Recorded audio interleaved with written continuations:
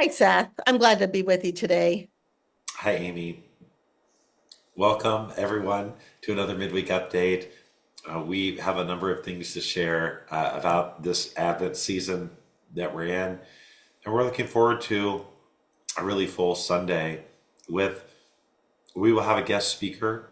Greg Davison Lazakovich will be with us in worship, sharing around the theme of joy and this close to home theme that we have. And so we look forward to his sharing during the worship service. And also in worship, we are inviting folks to wear purple. And why purple?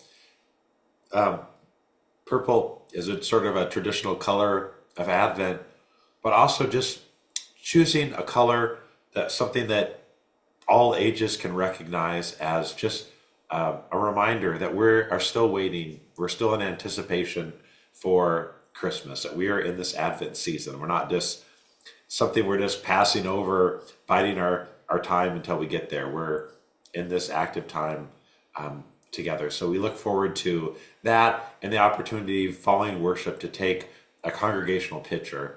And we mean that not just people who are wearing purple or shades of it, but all are welcome in that photo.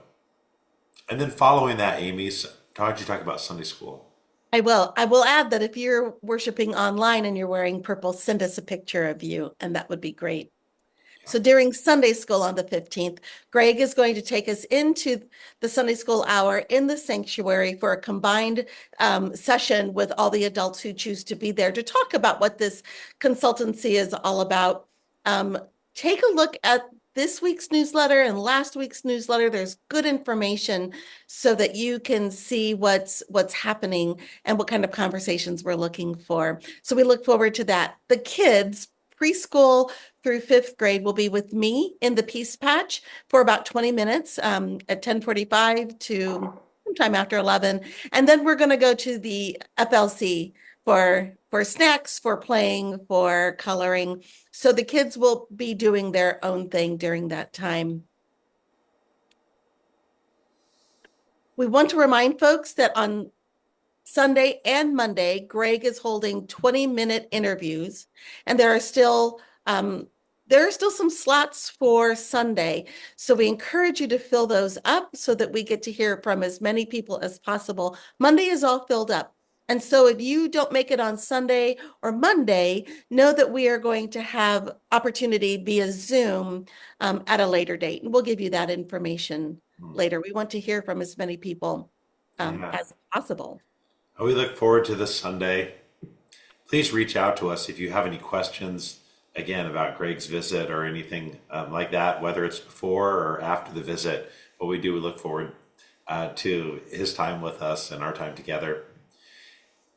Coming off that weekend, want to mention that on Tuesday, December 17th, we're going to carol at Timbercrest. We have done this here for a number of years, and it's just a special time to sing carols together amidst residents at Timbercrest. And so you'll notice on your Advent guide it says 6:30, but I would like to meet in the assembly room around 6:15 for those that want to come and sing for the residents. We can warm up, take our coats off, gather in the assembly room off the hub, and then we're going to go and we're going to start and try to sing as close starting at 6:30 or 6:35 in healthcare, and then we'll go from there. So we invite you to join us on that Tuesday if you're able.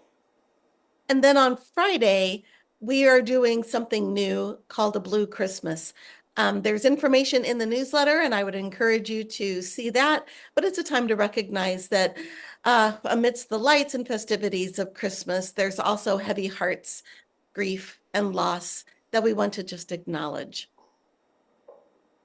And then on Sunday, the 22nd, we will have our Sounds and Taste program. Again, if you have a sound that you would like to be heard or an idea, please reach out. It's been great to get a variety of different ones. We have two lovely hosts this year, Emerson Sarber and Caleb Struble Hedstrom. So they're well seasoned, and we look forward to them leading us in the service. And Amy, you want to mention about the taste portion. Yes, so there will be a sign up at church, but also um, linked either in this email or one of the Sunday emails that we get, where you can sign up for a sweet taste or a savory taste or Chex Mix. There will be a charcuterie board, a simple one. So sign up and then bring your stuff, bring your tastes, either Sunday morning or when you arrive Sunday evening. And the Education Commission will have things out on the tables for our fellowship afterwards. Yeah, so we look forward to all of these things coming up.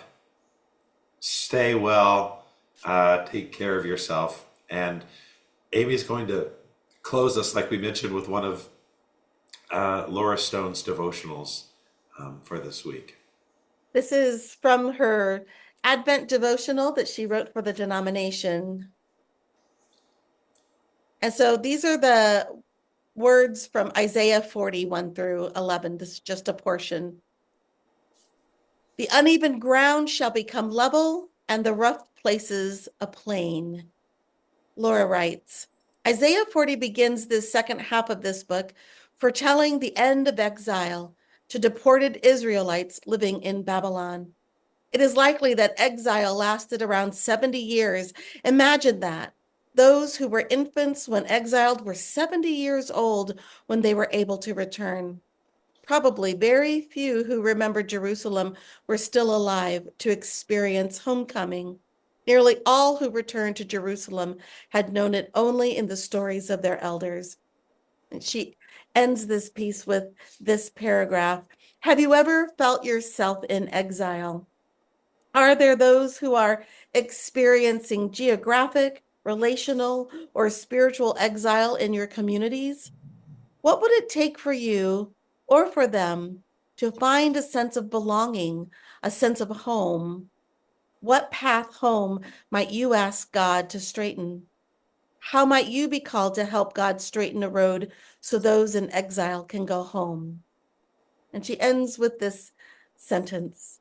Comfort your people, O God. Prepare a way, O Christ. Lead us home, O Spirit. Amen. All right. Hi, everyone. Bye, everyone.